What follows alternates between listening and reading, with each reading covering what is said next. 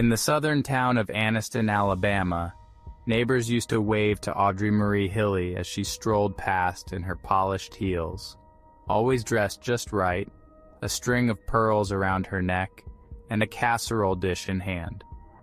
People loved Marie. She was elegant, proper, and always had something kind to say.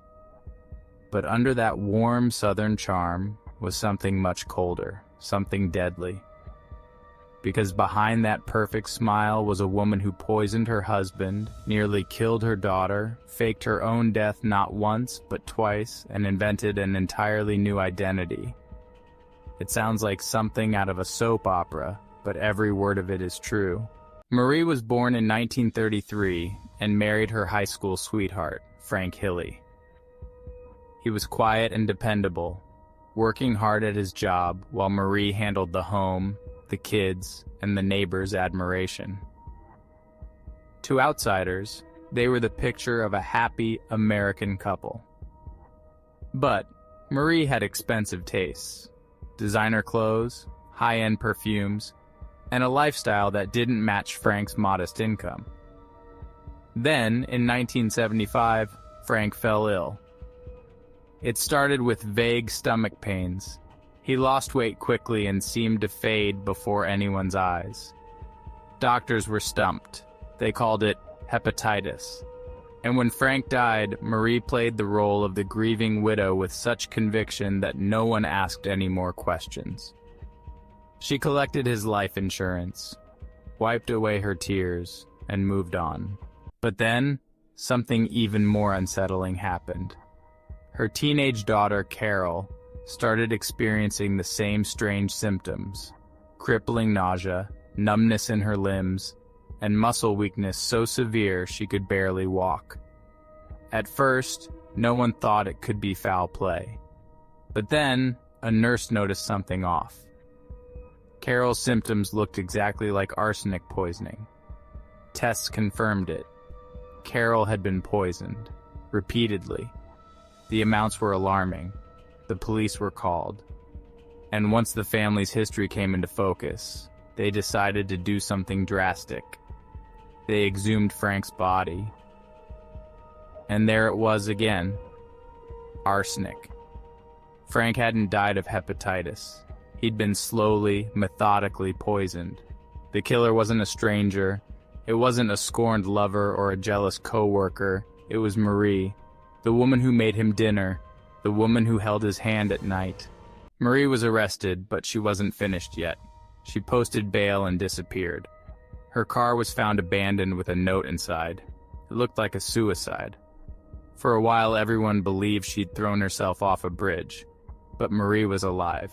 She changed her name to Robbie Hannon, dyed her hair, altered her accent, and moved nearly 1,000 miles away to New Hampshire.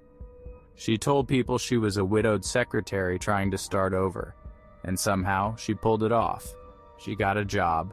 She made friends. She even fell in love again, this time with a man named John Homan.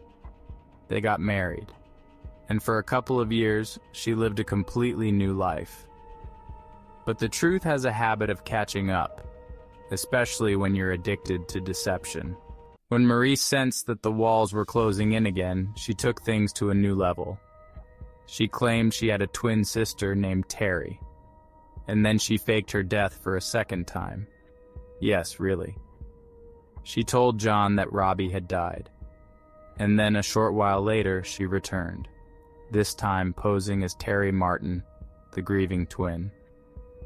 She showed up to her own funeral, told people she was here to settle her sister's affairs.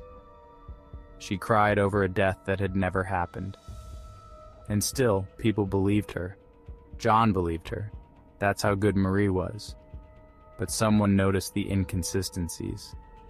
And when fingerprints were run, the whole charade came crashing down. Robbie, Terry, the sweet widow from New Hampshire, it was all Marie. The same woman who'd poisoned her husband. The same woman who tried to kill her daughter. The same woman who had vanished from Alabama years before. She was sentenced to life plus 20 years. But Marie wasn't ready to give up the spotlight. In 1987, she was granted a weekend furlough from prison to visit her family, and she disappeared. Again, search teams were launched, rain fell for days, temperatures dropped. Marie had fled into the woods behind her old home. Maybe she thought she could do it again, start fresh, find another new name, another man, another town, but her body wasn't ready this time. After several days of freezing rain and no shelter, she was found behind a house, half conscious and soaked.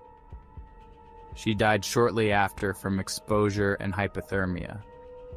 The housewife who had once lived for appearances had been reduced to a soaked figure in the mud, hidden behind someone else's home. Audrey Marie Hilley didn't just lie. She reinvented herself again and again. She performed grief. She faked death. She fooled everyone, husbands, doctors, neighbors, even the police. But in the end, no matter how many names she changed, no matter how many identities she crafted, Marie couldn't outrun the truth. And the truth is, she was one of the most chilling, manipulative women in American crime history. She didn't need a weapon. She had charm. She had poison. And most of all, she had patience.